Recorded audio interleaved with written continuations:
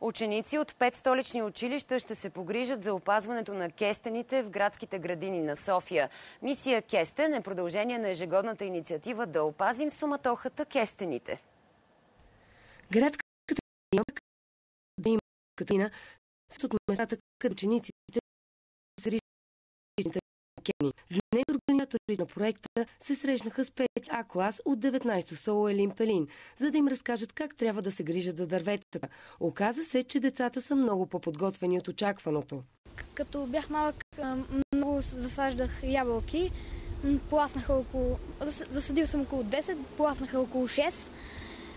Дават наистина хубави ябълки, не ги пръскаме с спрей, те са естествени ябълки.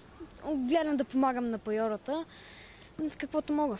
Аз научих, че кесените че са много красиви, от тях се правят лекарства. Някои са ядливи и могат да се ядат, други не. Могат също, разбрах, че има и миниращ молет, който разрушават листата на кестените. Наистина ние сме изненадани колко е. Другото, което ни се иска да направим е да ги използваме като някакъв вид канал за комуникация, както с родители, така и приятели.